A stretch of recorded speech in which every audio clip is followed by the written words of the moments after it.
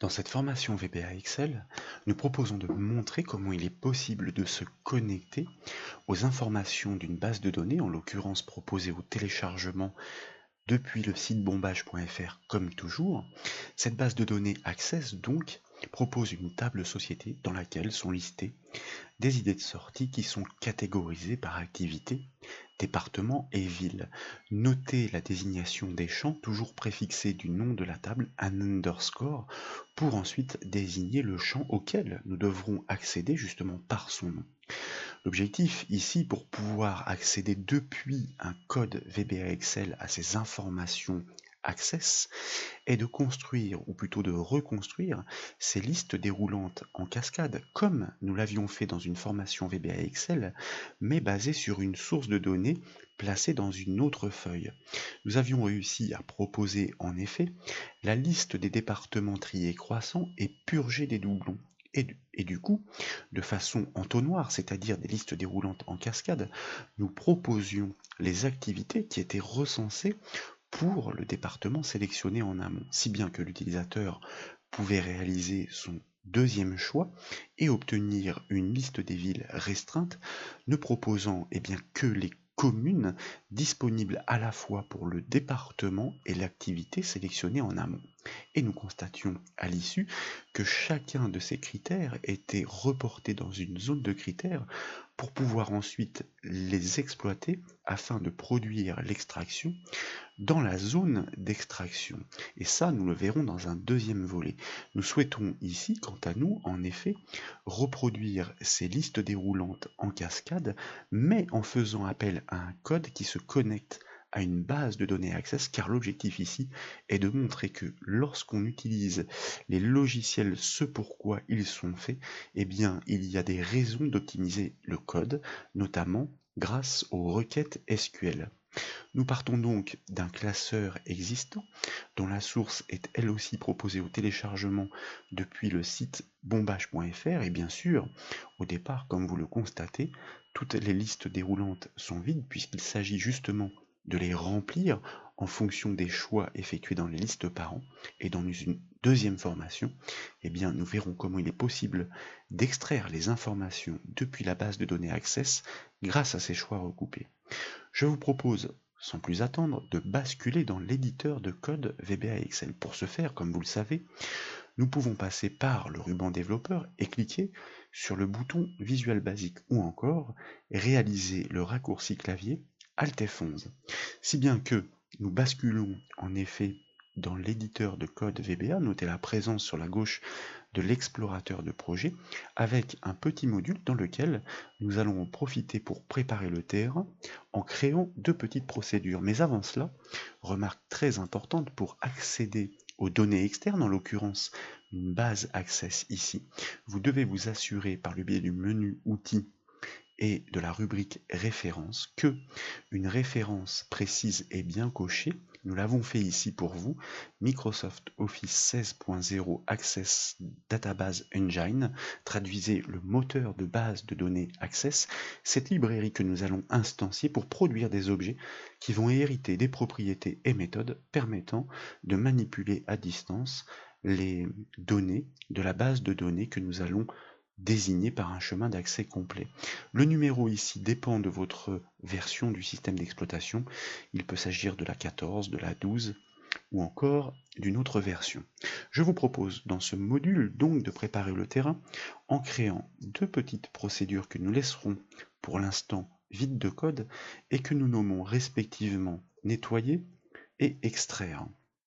La procédure extraire servira pour la formation qui suivra.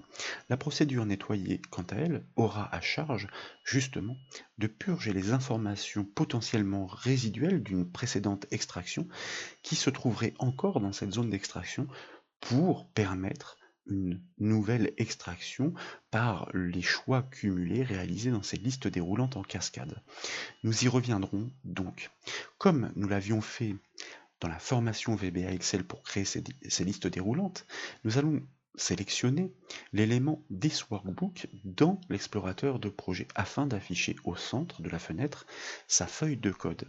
Et comme vous le savez, nous pouvons sélectionner directement dans la liste déroulante du dessus l'objet Workbook de manière à créer la procédure événementielle Workbook Open, soit le code qui va se déclencher à l'ouverture du classeur, puisque à l'ouverture du classeur, nous souhaitons proposer à l'utilisateur de choisir l'un des départements unique et trié croissant issus de cette base de données.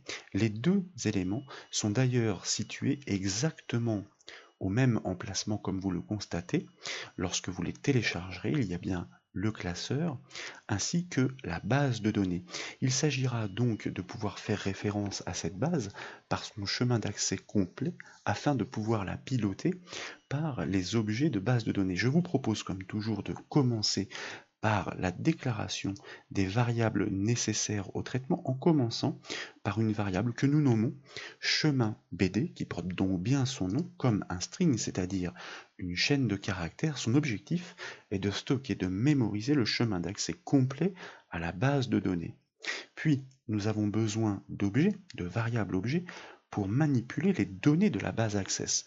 Pour ce faire, nous déclarons une variable que nous nommons ENR et que nous typons comme un record set, c'est-à-dire un objet permettant de manipuler les enregistrements de la base de données. Mais bien sûr, en amont, nous avons besoin de déclarer un objet permettant de pointer précisément sur la base de données. Donc, nous déclarons un objet base que nous typons comme un objet database. Et puis, après les déclarations, comme toujours, suivent plutôt les affectations. Et nous allons commencer par la variable chemin BD. L'objectif est de pouvoir reconstruire le chemin d'accès complet à notre dossier dans lequel figure justement le classeur Excel et la base de données Access.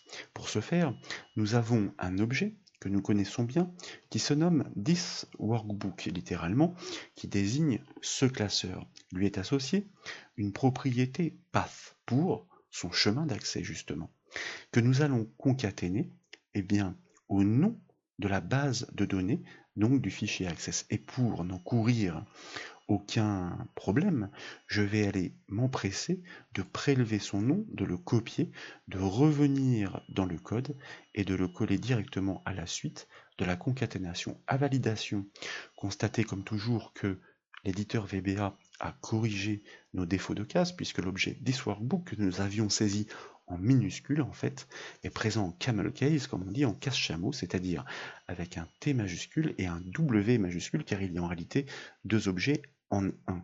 Et dans la foulée, nous allons appeler notre procédure nettoyer, qui aura à charge, comme son nom l'indique, de nettoyer la zone d'extraction. Sauf que à ce stade, elle n'a aucune incidence dans la mesure où son code est vide.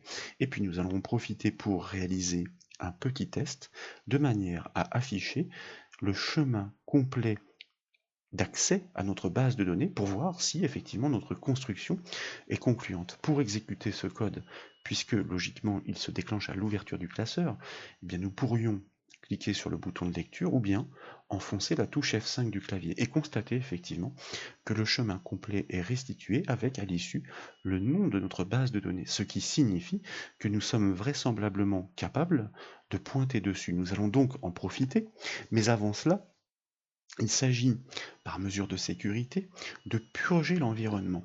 Car si nous sommes à une seconde, à une deuxième, ou une troisième, ou une quatrième extraction, les listes déroulantes ici sont déjà toutes pré-remplies. Donc nous allons commencer par purger chacune des listes déroulantes de leur contenu. Nous allons aussi en profiter pour purger la zone de critères des potentiels précédents critères qui auraient pu être inscrits par une extraction et enregistrés après avoir fermé le classeur par l'utilisateur. Pour ce faire donc, je vous propose d'exploiter l'objet Sheets pour pouvoir désigner ces listes déroulantes, car nous sommes en train d'écrire un code qui n'est pas situé dans la feuille où sont placées ces listes déroulantes. La feuille en question est la feuille formulaire. Nous la nommons donc en paramètre de notre objet Sheets, qui littéralement désigne les feuilles d'un classeur Excel, et plus particulièrement formulaire, maintenant qu'elle est désignée en paramètre, et dès lors, nous pouvons accéder à nos objets combo box liste déroulante, qui se nomment respectivement liste dep Liste ACT et liste ville, ils ont une méthode qui s'appelle clear, que nous exploitons, qui permet tout simplement, comme son nom l'indique, eh bien de nettoyer, de purger le contenu. Donc je réplique ce code séparé de 2 points pour pouvoir les énumérer sur la même ligne en adaptant effectivement le nom de l'une et de l'autre, en commençant par liste ACT et en terminant par liste ville. Et tant qu'à faire, nous l'avions vu dans la formation VBA Excel, il se peut qu'une valeur reste mémorisée dans le choix présenté par défaut par ces listes déroulantes, bien qu'elles aient été purgées. C'est la raison pour laquelle nous réinitialisons par leur propriété value le contenu proposé par défaut. Pour chacune d'entre elles, nous remplaçons donc l'action de la méthode clear par l'affectation de la propriété value, respectivement donc à vide. Et dans la foulée, ce n'est pas terminé, comme je vous le disais, il s'agit effectivement de purger cette zone de critères des potentielles précédentes extractions, ou plutôt inscriptions des critères. Il s'agit des cellules H5, I5 et J5, comme l'indique la zone nom ou encore l'intersection des étiquettes de lignes et de colonnes. Nous avons, et nous le connaissons bien désormais, en VBA Excel, un objet range qui littéralement permet de spécifier, désigner une plage de cellules ou encore une seule cellule selon les références qui lui sont passées en paramètres et entre guillemets, puisqu'il s'agit de texte ici, la référence h5.value, que nous allons réinitialiser, réaffecter à guillemets, et dans la foulée, par copier-coller, nous en profitons. Nous allons faire de même pour les 2 autres cellules de critères. Dans l'enchaînement, donc, après le H, il y a le I, et après le I, il y a le J. Nous pourrions déjà tester ce petit bout de code, après avoir effectivement réalisé la vérification par le biais du MSGBox. Nous revenons sur la feuille, nous réalisons des inscriptions arbitraires dans la zone de critères, et désormais, lorsque nous revenons dans notre procédure de code et que nous l'exécutons à l'aide de la touche F5 du clavier, constatez de retour sur notre feuille que effectivement cette zone de critères a bien été purgée et vraisemblablement que nos listes déroulantes ont été vidées. Nous ne pouvons pas le constater à ce stade puisqu'elles n'avaient pas été remplies en amont. Désormais donc, puisque nous avons bien nettoyé l'environnement avant de commencer, eh bien il s'agit de se connecter à notre base de données. Et c'est tout l'enjeu de cette formation, plus les requêtes que l'on va pouvoir monter et qui vont montrer à quel point, eh bien, pour questionner des bases de données, des sources d'informations, nous allons pouvoir optimiser le code en comparaison du code VBA que nous avions monté pour construire ces listes déroulantes en cascade, mais sur une source Excel. Donc, je vous rappelle qu'il s'agit de variables objets. Nous devons exploiter notre mot-clé set pour pouvoir l'initialiser, et on va l'initialiser comme toujours en instanciant une classe grâce à l'objet DB Engine qui est disponible, qui est proposé grâce à cette référence qui a été ajoutée avant de commencer le code dans l'éditeur VBA Excel. Cet objet donc propose une méthode qui se nomme Open Database et qui porte bien son nom et qui demande un paramètre. Ce paramètre est très simple, il demande la base de données en question, plus précisément son chemin d'accès complet. Ainsi, nous pointons en effet sur la base de données que nous souhaitons piloter. Concrètement, ce qui s'est passé ici, nous avons instancié la classe permettant de créer l'objet héritant des propriétés et méthodes pour manipuler les données de la base de données. Et bien justement, dans la foulée, nous en profitons pour initialiser notre objet ENR de type recordSet grâce à ces méthodes héritées, en commençant par la méthode OpenRecordSet que nous avons exploitée à maintes reprises dans les formations VBA Access. Alors je commence par remplir les 2 arguments et puis nous expliquons ensuite de quoi il retourne. Le premier argument consiste à lui fournir un nom de table éventuellement à laquelle nous souhaiterions accéder. Le deuxième permet de préciser le mode d'accès DB OpenDynaSet, comme l'enseigne LED en ligne permet un accès dynamique pour manipuler ces données. En l'occurrence ici, l'objectif est de pouvoir charger la liste déroulante, la première, des départements issus de la base de données sortie ACDB, mais de façon unique et triée croissant. Souvenez-vous, dans la formation VBA Excel dédiée, nous avions dû faire un code spécifique pour chacune de ces interventions, le tri, purger les doublons et puis extraire les informations. Ici, nous allons réaliser une requête SQL comme nous les avons apprises en VBA Access qui va faire le tout en une fois. Select distinct pour commencer, ce mot-clé qui permet de sélectionner, récupérer les informations d'un champ de façon unique, distincte. Ce champ en question, comme nous l'avons mentionné tout à l'heure, est toujours préfixé du nom de la table, c'est-à-dire société au pluriel, et du champ lui-même, société, département. Nous demandons donc de récupérer les informations de ce champ depuis from, comme vous le savez, et bien depuis la table société, tant qu'à faire, nous allons donc récupérer ce nom, et puis, dans la foulée, nous allons ordonner un tri croissant order by sur ce même champ société département. Il n'y en a qu'un en l'occurrence dans la requête que nous sommes en train de monter, et ASC, ce qui signifie ascending croissant. Si nous avions mis DESC, nous aurions demandé un ordre décroissant. Ici, il s'agira d'un tri alphabétique croissant. Tout en un, alors que nous avions été obligés de produire des codes qui d'ailleurs étaient relativement volumineux pour chacune de ces actions, récupérer les informations, purger les doublons, et puis ensuite les trier. Ici, une ligne suffit par une requête SQL. Dès lors, nous pouvons donc accéder aux informations isolées, récoltées par cette syntaxe, cette requête SQL. Mais avant cela, ce que je vous propose, c'est de commencer par ajouter le premier élément à la liste dep, c'est-à-dire le choix qui va être proposé visuellement à l'utilisateur par défaut, grâce toujours à sa propriété item et entre guillemets un petit message pour l'utilisateur, sélectionner un département afin que, eh bien effectivement, l'utilisation du petit logiciel soit suffisamment claire.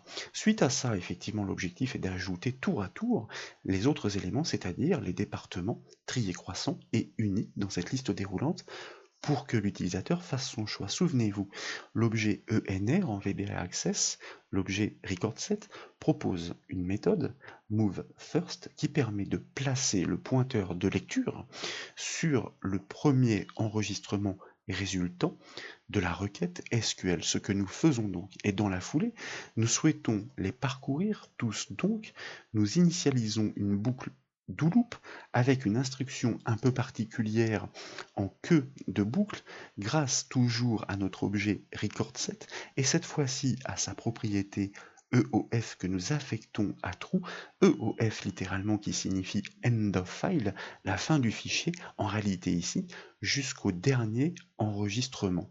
Et donc, jusqu'au dernier enregistrement, nous souhaitons à chaque fois que, eh bien, il y en a un qui est en cours de lecture, et en l'occurrence, je vous rappelle que seul un champ a été sélectionné société département, et bien nous souhaitons ajouter cette information à la suite dans la liste déroulante, sachant qu'ils sont uniques et triés croissants encore une fois.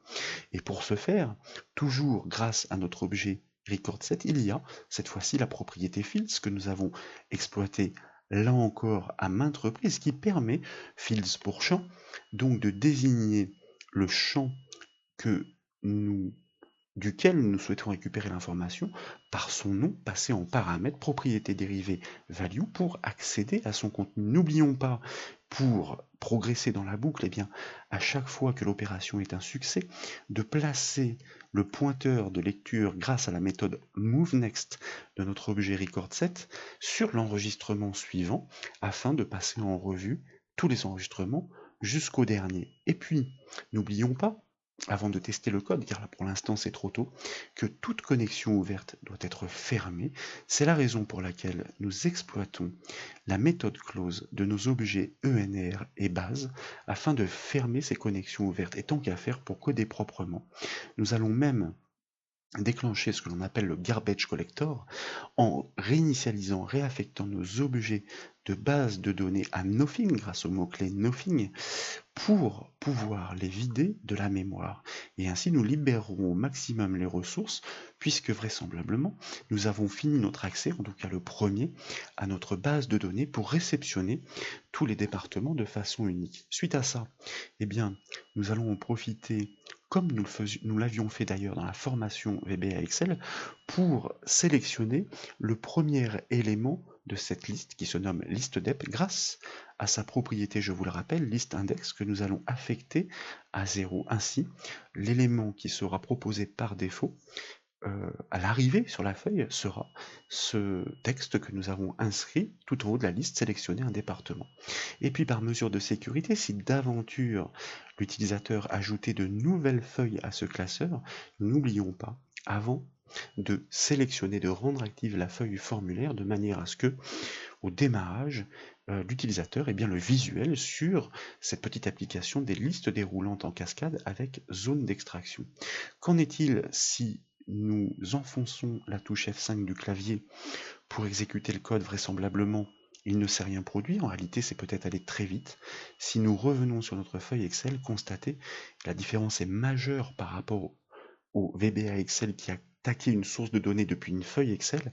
Eh bien, c'est que en un temps record, sur quand même plusieurs centaines voire milliers d'enregistrements, non seulement tous les départements ont été récupérés, chargés dans la liste déroulante de façon unique, ça veut dire purger des doublons et, comme vous le constatez, trier croissant.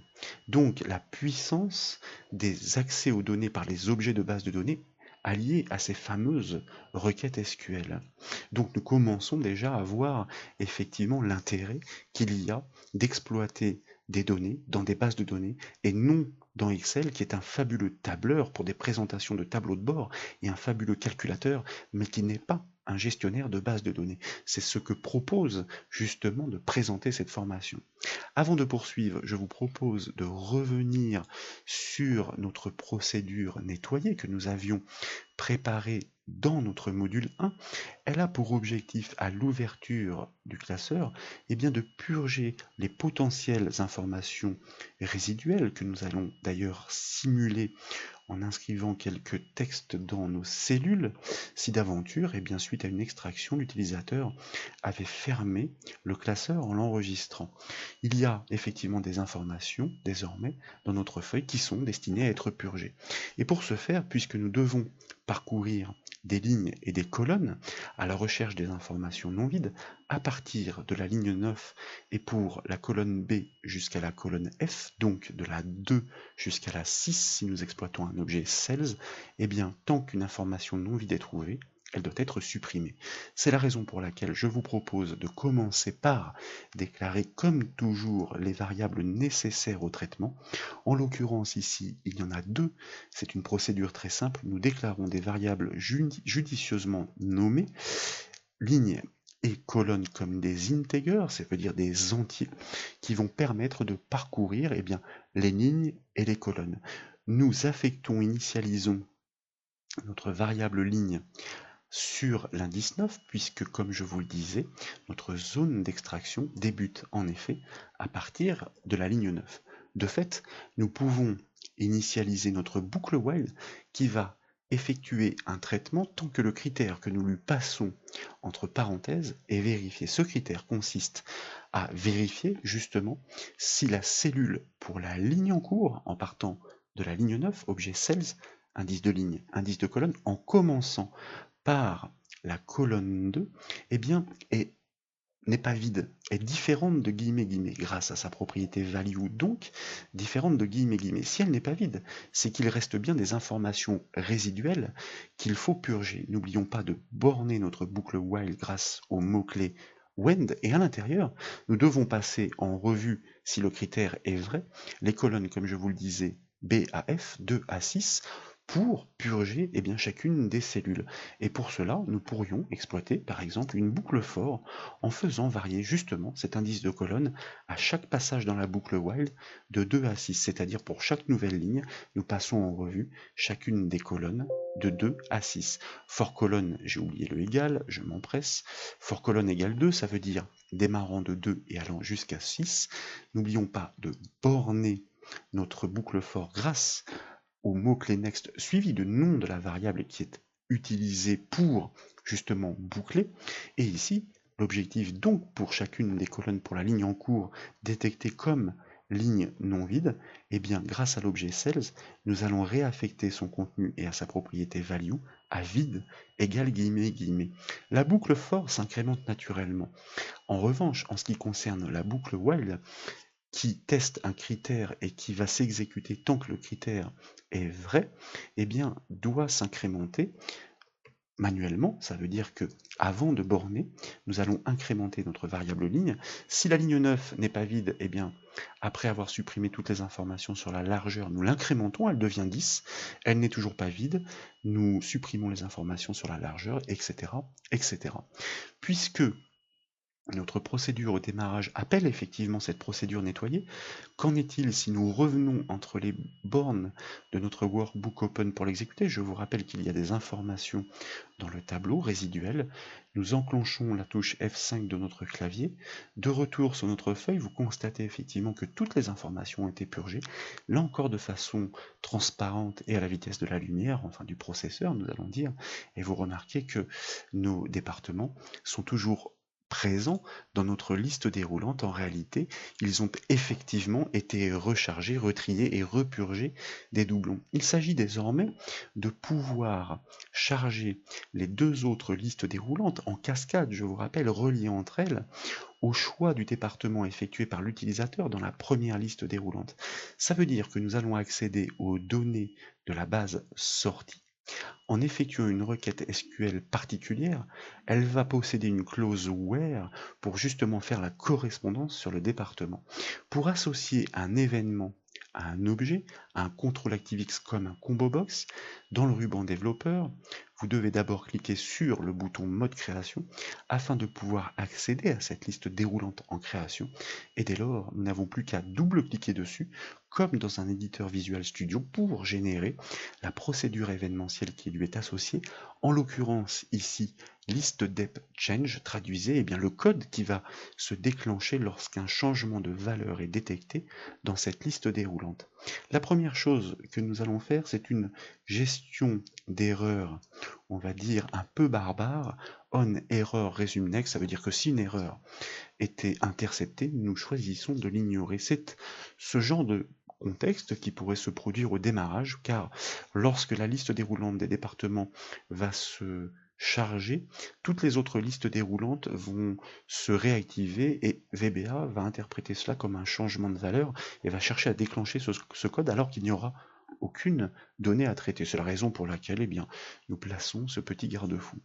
Pour pouvoir effectivement charger les listes déroulantes des villes et des activités en fonction du choix du département, encore faut-il s'assurer que le choix dans cette liste déroulante est pertinent. À savoir qu'il ne s'agit pas de la valeur par défaut, choisissez un département. Donc, le principe ici consiste d'abord à vérifier que le contenu, au moment où le code s'exécute de notre combo box liste dep, est différent de la valeur sélectionner un département. Alors pour être sûr de ne pas commettre d'erreur, car c'est vite arrivé, je vais aller récupérer exactement à l'identique le texte que nous avions inscrit par défaut dans la procédure de démarrage pour la répliquer dans notre inégalité, de notre critère if donc. Et vous remarquez qu'ici, il n'est plus nécessaire de préfixer les objets combo box du nom de la feuille sheets formulaire, tout simplement parce que ce code est directement attaché à la feuille dans laquelle ces combo box sont construits. Il faut vérifier en même temps, mot-clé AND, les deux conditions sont importantes, et bien que il ne s'agit pas du choix par défaut, mais que la valeur sélectionnée n'est pas non plus vide. Alors la petite erreur habituelle qui est générée parce que je quitte trop tôt une instruction non terminée dans le but d'aller récupérer par copier-coller les informations pour ne pas avoir à les reproduire. Donc nous corrigeons le tir juste après.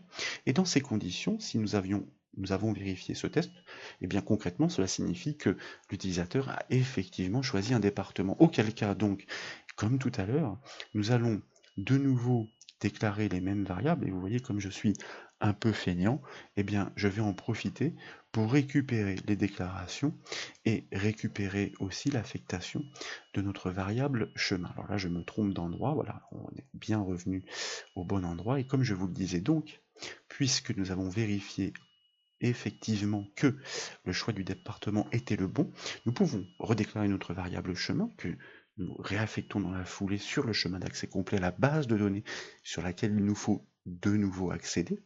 Et puis, nous redéclarons nos variables objets pour piloter la base de données et ses enregistrements. Suite à ça, et avant d'établir la connexion, il s'agit, puisqu'un choix a été fait dans la liste déroulante des départements, d'inscrire ce critère dans la cellule dédiée, en l'occurrence ici en H5, et c'est la raison pour laquelle nous exploitons tout de suite notre objet range pour pouvoir la désigner par ses références fixes, range H5, pardon, donc entre guillemets, point value pour accéder à son contenu, que nous allons affecter au contenu de la liste déroulante. Alors, encore une fois, vous voyez, comme je clique ailleurs, eh bien une erreur est générée. Je voulais récupérer le liste dep, mais ce n'est pas grave, je ne vais pas changer d'emplacement, on va directement la réécrire, d'autant qu'IntelliSense se déclenche confirmant qu'il n'y a pas d'erreur dans la désignation d'objet, et puis permettant de ne pas ressaisir complètement le nom de la propriété value pour accéder à son contenu. En revanche, dans le même temps, eh bien, nous devons réinitialiser les deux autres cellules de la zone de critères sur du vide. Pourquoi? Eh bien, tout simplement parce que si une précédente extraction avait été réalisée, le fait de changer de département réinitialise la recherche. Cela veut dire que nous repartons de zéro et que donc il faut replacer à vide l'information sur la ville et sur l'activité, puisque l'utilisateur devra ensuite les repréciser en fonction du département qui aura été sélectionné en amont. Donc, à ce stade, effectivement, nous sommes censés, au choix d'un département, inscrire l'information directement dans la zone de critères en H5. Constatez que si je veux cliquer sur la liste déroulante, comme le mode création est enclenché, je ne peux pas. Donc nous désactivons le mode création et dans la foulée, si nous choisissons un département, constatez qu'instantanément, il est effectivement répercuté dans la zone de critères, et si effectivement il avait été cumulé avec des informations sur la ville et l'activité et que nous changeons de département en même temps que les deux autres critères sont vidés, le premier est réaffecté, ce qui est parfait à ce stade. Nous avons fait donc une petite vérification nécessaire, suite à quoi, avant d'établir la connexion, il nous reste un petit réglage. Nous venons de vider les critères pour l'activité pour la ville, et il s'agit de purger du coup les listes correspondantes, puisque les villes et les activités vont dépendre du nouveau choix. Toujours pareil, méthode clear, souvenez-vous, pour les objets combo box, donc liste ville et liste ACT respectivement, ce qui permet de les purger suite à un nouveau choix. Et puis ensuite donc, eh bien, nous allons répliquer ce que nous avions exploité tout à l'heure dans la procédure de démarrage, c'est-à-dire l'instanciation de la classe du fait de cette référence ajoutée dans le projet VBA Excel, les classes permettant de créer ces objets pour manipuler ces données de base de données. En commençant par créer notre objet base en instanciant la classe et en lui passant bien le chemin d'accès complet à la base de données grâce à la méthode Open Database, et puis ensuite notre objet ENR pour manipuler en effet les enregistrements Open Record Set. Il s'agit dans un premier temps, pourquoi pas, nous allons partir sur les villes, de charger les villes en fonction du département Société Ville. Alors c'est sans S de mémoire, Société Ville, le nom du champ, mais sinon vous ouvrez la base de données, puis vous vérifiez le nom du champ, From Société, et comme précédemment, Order by en même temps que... Alors, non, effectivement, nous n'avons pas fini, vous voyez, le copier-coller est toujours un petit peu risqué, puisque en l'occurrence, comme je vous le disais tout à l'heure, nous ne chargeons pas toutes les villes, mais seulement les villes qui correspondent au département sélectionné, ça va de soi. Donc nous devons ajouter avant la clause order by, qui intervient toujours en queue d'une syntaxe SQL, nous devons ajouter une clause where qui va permettre d'ajouter un critère, une clause where pour faire la correspondance entre les départements, société, département, afin de charger les villes en question. Et ici, donc, il faut que société-département, l'information de champ pour l'enregistrement en cours, soit égale. On met une simple cote ici à l'intérieur des doubles cotes, touche 4 du clavier, car l'information dynamique doit être encadrée de cotes, de guillemets. Puis on ferme la double cote pour pouvoir poursuivre avec une expression dynamique que nous concaténons avec le et commercial du clavier, notre objet range, pour désigner le critère inscrit en cellule H5, donc entre guillemets. Nous fermons la parenthèse, point value, comme toujours, pour accéder au contenu de cette cellule. Je vous rappelle que dans cette cellule, nous sommes censés y trouver l'information sur le département pour la correspondance, que nous reconcaténons pour reprendre l'expression, donc à une double cote pour récupérer la partie statique, et à une simple cote qui va finir d'encadrer, touche 4 du clavier, notre variable ici de département, que nous récupérons à l'instant T en temps réel sur notre feuille Excel, suivi d'un espace pour reprendre ensuite l'énumération de notre syntaxe SQL. Et comme je vous le disais, en même temps donc que nous purgeons effectivement les doublons distincts sur le champ société-ville pour n'avoir que les villes uniques, nous les trions croissants order by société-ville ASC, les villes pour lesquelles where le département est bien équivalent au département inscrit dans la zone de critères. Il s'agit donc de société-département égale à cette information dynamique range H5 point value.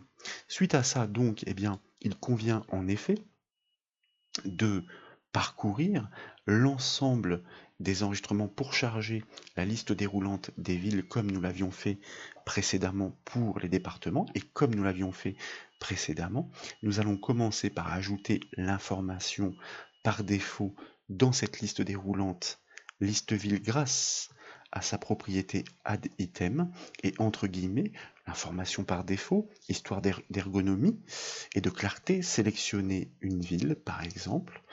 Et maintenant, en effet, nous pouvons nous placer toujours le même processus donc sur le premier enregistrement enr.moveFirst, et comme nous devons parcourir tous ces enregistrements jusqu'au dernier, tant qu'à faire, nous allons donc répliquer la boucle do loop que nous avions construite précédemment, de manière à répliquer au moins des instructions par défaut, comme le do et puis le loop until enr end of file égale true, tant que le dernier enregistrement n'est pas atteint.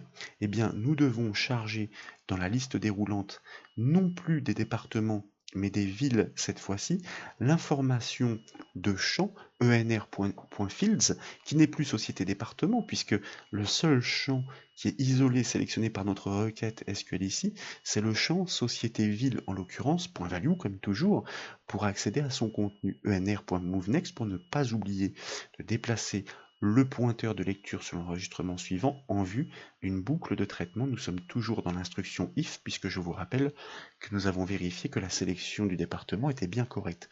Ce n'est pas fini car nous devrions faire de même avec la liste déroulante des activités, mais pour pouvoir tester pas à pas ce code, je vous propose, afin de coder propre, de bien penser à fermer les connexions que nous avons ouvertes, méthode close de nos objets ENR et base, puis nous viendrons ajouter, intégrer le code manquant juste avant ces instructions, et puis suite à quoi, et d'ailleurs toujours pareil, on va en profiter pour récupérer ce qui existe déjà, nous vidons ces objets de manière à libérer les ressources, en l'occurrence ici de la mémoire, nous codons propre et nous faisons une application à la fois fonctionnelle et puis qui n'est pas gourmande, dirons-nous. Ici, nous sommes déjà sur la bonne feuille, donc cette instruction n'est pas nécessaire, nous ne préfixons pas de notre objet sheets, il convient de fait de placer le curseur, le pointeur, sur le premier élément de la liste des villes, puisque celle-ci vient d'être remplie. Nous pourrions en profiter, pourquoi pas, pour faire de même avec la liste des activités que nous allons appeler ACT. Et suite à cela, donc, nous allons même en profiter, même s'il n'y aura pas d'incidence à ce stade, pour appeler notre procédure extraite. Nous préparons le terrain pour la prochaine formation. Je vous rappelle que nous l'avons en effet créée ici, dans notre module 1, qu'elle est vide de code pour l'instant. Elle consistera à extraire les informations dans la zone d'extraction à chaque fois qu'un choix sera émis depuis une liste déroulante. Lorsque nous sélectionnons un département, eh bien, nous produirons toutes les idées de sortie du département, et puis une activité, eh bien, toutes les idées de sortie correspondant au département et à l'activité, et ainsi de suite. Donc pour ces listes déroulantes en cascade et cette extraction de données depuis une base externe, en l'occurrence Access ici. Qu'en est-il si nous devions tester le code à ce stade? Nous revenons sur notre feuille, nous choisissons un autre département et constatez qu'instantanément, c'est vraiment très rapide, que toutes les villes pour le département sélectionné en amont sont effectivement chargées dans la liste déroulante dépendante, celle des villes croissantes, purger des doublons. Vous remarquez qu'il s'agit en effet des villes de l'Isère. En témoigne par exemple la présence de Grenoble, et si d'aventure vous en doutiez, nous pourrions pointer par exemple sur les Bouches-du-Rhône pour constater que les villes ne sont plus du tout les mêmes. On y trouve en effet Aix-en-Provence, en tout cas ces villes pour ce département, Marseille, qui sont bien proposées dans la base de données. Nous avons réussi à accéder aux données de la base de données Access pour récupérer des informations spécifiques avec une clause where seulement les villes purgées des doublons et triées croissantes pour lesquelles le département en cours de lecture vaut bien l'information inscrite dans la zone de critères en H5, c'est-à-dire tout simplement le département sélectionné dans la liste déroulante par an. Donc nous construisons bien des listes déroulantes reliées entre elles, des listes déroulantes en cascade. Dans la foulée, comme je vous le disais, nous souhaitons faire de même pour remplir notre liste déroulante des activités cette fois. C'est la raison pour laquelle, eh bien, nous allons répliquer ce code. Il s'agit par contre d'être minutieux pour l'adapter au plus juste, puisqu'il s'agit cette fois de récupérer les activités, trier croissantes, purger des doublons et correspondant au département qui est inscrit en cellule H5. Le champ n'est donc plus le champ société-ville, mais le champ société-activite. Vous voyez que le code reste quand même relativement léger par rapport à ce que nous avions connu en questionnant une source de données qui est placée dans une feuille Excel. Et puis, donc une fois que on est obligé de réaffecter, de réinitialiser les autres objets ENR pour parcourir de nouveaux enregistrements. Select distinct société activité from société, where société département égale l'information en H5 order by société activité ASC trié croissant. Donc, dans la foulée, pour ne surtout rien oublier, ce n'est plus notre liste déroulante, liste ville, qui est concernée, mais bien notre liste déroulante, liste ACT. Comme nous l'exploitons deux fois, nous la changeons deux fois. Et de fait, il faut modifier l'information par défaut, qui n'est plus sélectionner une ville, mais devient sélectionner une activité. Nous plaçons le pointeur de lecture sur le premier enregistrement résultant de cette nouvelle requête pour isoler les activités uniques, triées, croissantes, et de fait, nous devons adapter fort logiquement eh bien, le paramètre de notre propriété fields pour pointer sur le champ de l'enregistrement en cours et récupérer l'information, donc société activité, suite à quoi nous déplaçons bien sur le prochain enregistrement pour réaliser ce traitement itératif. Qu'en est-il donc si nous rebasculons sur notre feuille en espérant de ne rien avoir oublié dans l'adaptation? Nous sélectionnons un département, constatez que, et ça nous le savions déjà, la liste des villes est chargée, on y voit Beaucaire à l'Est pour le 30, nous sommes toujours corrects, et remarquez que là aussi, les activités uniques, triées croissantes, pour le département sélectionné, si vous en avez un doute, vous pourrez consulter eh bien, la table de la base de données directement depuis Access, donc liste déroulante en cascade. Dès lors, il va falloir effectivement eh bien, donner vie à ces listes déroulantes, puisque lorsque nous allons maintenant sélectionner une activité, il faudra que la liste des villes se restreigne dans ses propositions de manière à offrir uniquement plus que les villes correspondant à la fois au département et à l'activité, car nous n'allons pas proposer des villes dans lesquelles il n'y a pas les hôtels référencés dans la base de données. Au passage, petite information, les dièses ici remplacent les apostrophes et dans la prochaine formation, lorsqu'il s'agira d'extraire ces données en fonction de ces critères consolidés, nous les remplacerons à la volée de manière à produire un résultat plus sobre.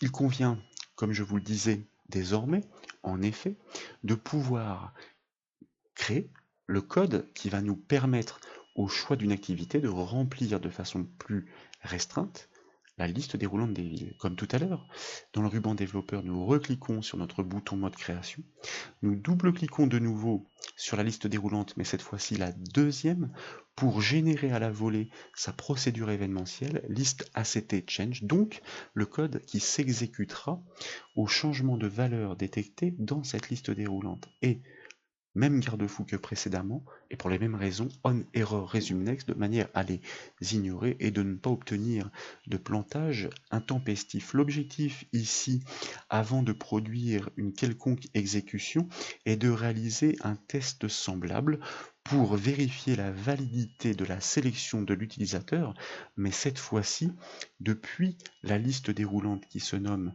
liste ACT et dont la valeur par défaut forcément n'est plus la même, puisque je vous rappelle que nous l'avons écrite ici, donc nous allons la reproduire à l'identique par copier-coller.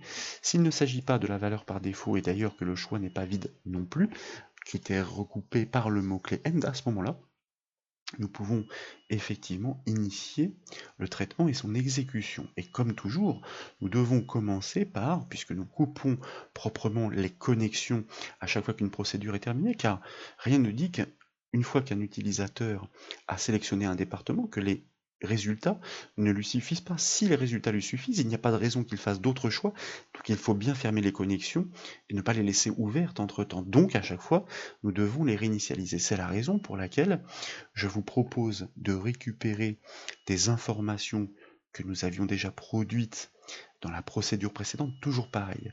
C'est assez dangereux de faire ainsi. Il faut vraiment être minutieux pour ne rien oublier dans l'adaptation. Le challenge est un petit peu plus relevé lorsque on commente. Ici, l'objectif donc est de redéclarer notre variable chemin BD, nos objets de base de données, de redéfinir le chemin d'accès que nous aurions d'ailleurs pu, lui, par contre, inscrire dans une variable publique ou une cellule de la feuille arbitrairement. Bon, ce n'est pas grave, on la réinitialise, réaffecte à chaque fois. Et nécessairement donc, lorsque une activité est sélectionnée, nous ne modifions pas l'information en H5 car il s'agit de choix en cascade. Nous conservons l'information du département, mais nous allons greffer dans la zone de critères l'information sur l'activité, donc liste ACT.value, c'est-à-dire en d'autres termes l'information de l'activité choisie par l'utilisateur dans la liste déroulante. En revanche, effectivement, en cellule J5 pour la ville, nous réinitialisons car le choix de la ville va dépendre de ce critère recoupé entre l'activité et le département. Et puis, nous vidons forcément la liste déroulante des villes des potentielles données précédentes qui l'auraient implémentée, qui seraient encore présentes, disons. Nous avons besoin, comme tout à l'heure, eh bien, de pouvoir initialiser nos objets de connexion, ce qui signifie que nous allons les copier et les coller pour pouvoir les adapter. Le principe ici est d'abord, bien sûr, d'instancier cette classe pour créer cet objet base héritant des propriétés méthodes permettant de manipuler la base de données désignée par son chemin d'accès, suite à quoi nous accédons aux enregistrements toujours par le biais d'une requête SQL. Il faut charger les villes, oui, mais selon un double critère cette fois.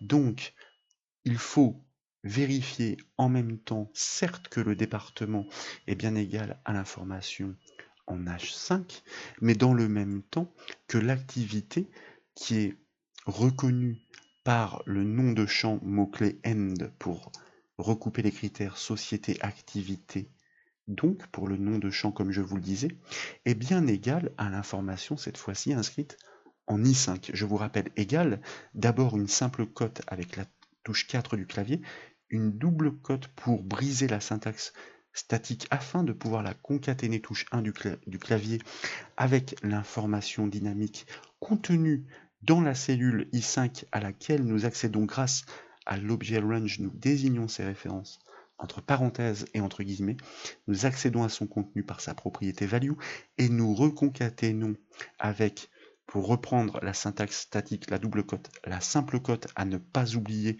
pour l'encadrer. Il s'agit d'une information textuelle que nous passons à ce champ pour effectuer la vérification. Comme je vous le disais, cette requête SQL ici consiste à, encore une fois, récupérer de façon unique les villes, tout en les triant croissant. Jusque-là, pas de souci. Sur la table, société de la base de données sortie. Mais pas toutes les villes pour lesquelles en même temps le département est égal à l'information inscrite en H5 et en même temps pour lesquelles l'activité société activite est égale à l'information inscrite en I5.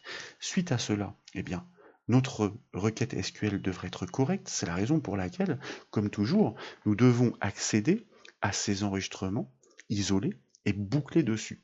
Nous commençons par faire ce que nous avions fait tout à l'heure pour les villes, à savoir que nous allons, puisque nous avons vidé la liste déroulante entre-temps, je vous le rappelle, eh bien ajouter l'information par défaut, c'est-à-dire sélectionner une ville, et dans la foulée, donc, eh bien, nous parcourons l'ensemble de ces enregistrements après avoir placé le pointeur de lecture sur le premier d'entre eux grâce à la méthode moveFirst de notre objet recordSet, une boucle do qui consiste à charger la liste ville grâce à sa propriété addItem, des informations contenues dans le champ société ville grâce à la propriété field et la propriété value, dérivée de l'objet ENR de type recordSet. Nous n'oublions pas de placer le pointeur de lecture sur l'enregistrement suivant, et grâce à notre propriété EOF, end of file, eh bien, nous parcourons ces enregistrements résultants jusqu'au dernier.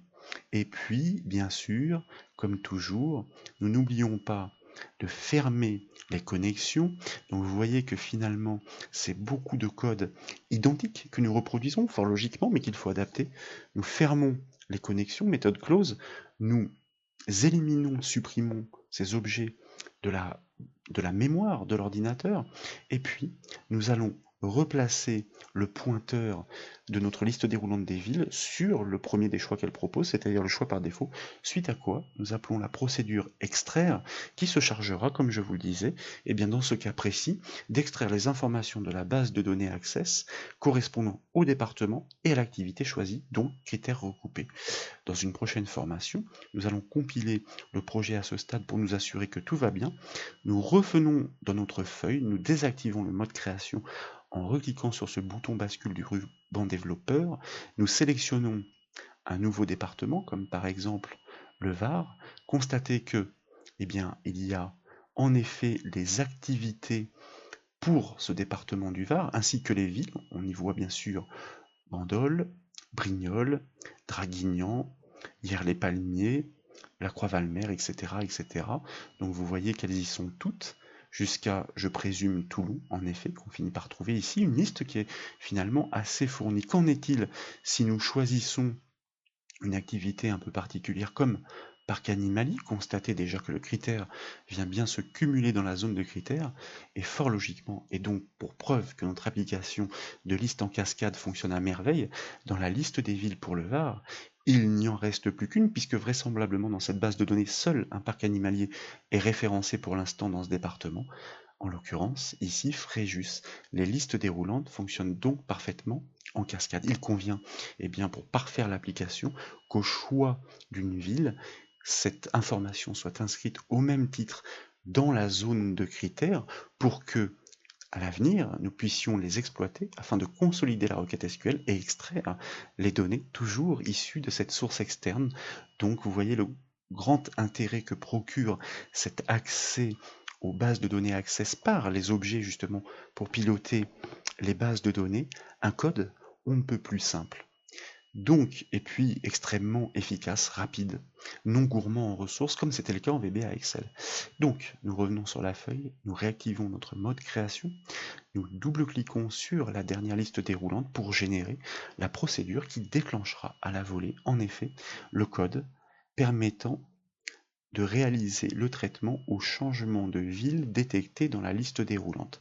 Toujours pareil, ne pas oublier d'adapter, il faut, après le garde-fou de la gestion d'erreurs, eh bien, s'assurer que le choix dans la ville n'est pas le choix proposé par défaut, donc qui concerne notre liste déroulante qui se nomme liste ville.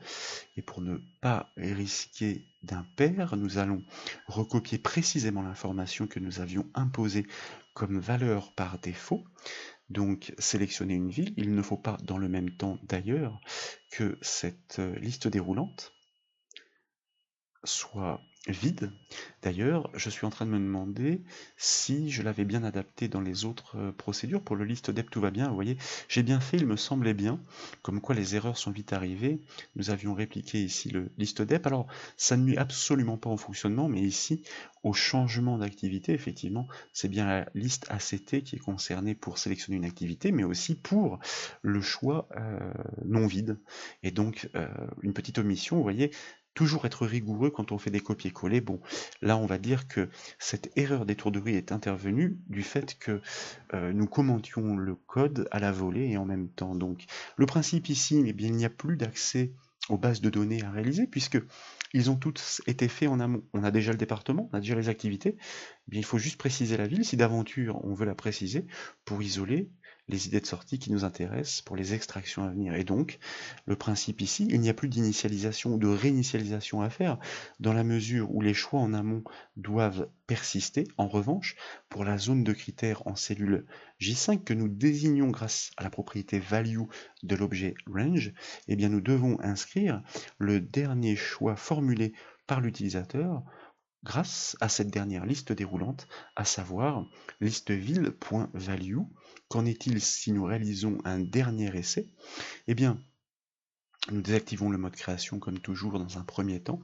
Nous sélectionnons un département comme, pourquoi pas, la Drôme. Nous pourrions d'ailleurs, grâce à ce code, choisir une ville sans forcément préciser le département, car je vous rappelle que chaque procédure, à l'issue, appelle le code externe de la procédure extraire.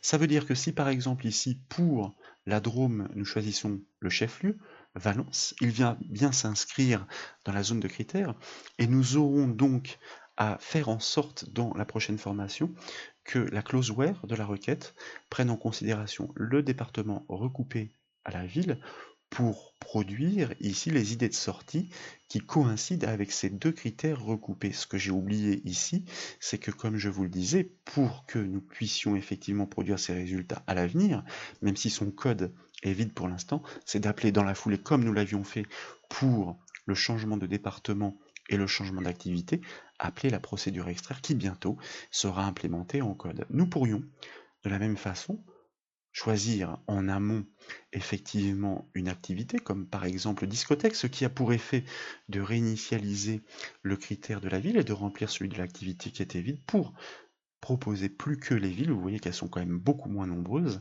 de la Drôme, pour lesquelles il y a des discothèques qui sont effectivement recensées. Nous choisissons une ville, Sauzet par exemple, et donc notre procédure extraire devra pouvoir extraire selon une requête SQL, une clause where, les informations, les idées de sortie de la Drôme pour lesquelles l'activité est la discothèque située dans la ville de Sauzet. Voilà donc comment accéder aux informations de base de données externes, en l'occurrence ici Access par le code VBA Excel. Retenez ceci, si vos données sont volumineuses, vous devez justement attaquer des bases de données qui sont faites pour ça, comme Access, et non justement essayer de questionner ces données dans des feuilles Excel parce que le code VBA sera plus lourd, le traitement lui aussi sera plus gourmand, et donc forcément, à terme, ce ne sera pas adapté. J'espère que cette vidéo vous a plu. Si c'est le cas, comme toujours, je compte sur vous pour mettre un petit j'aime. Et comme vous le savez, vous pouvez retrouver toutes les autres formations sur le site bombage.fr. Je vous remercie.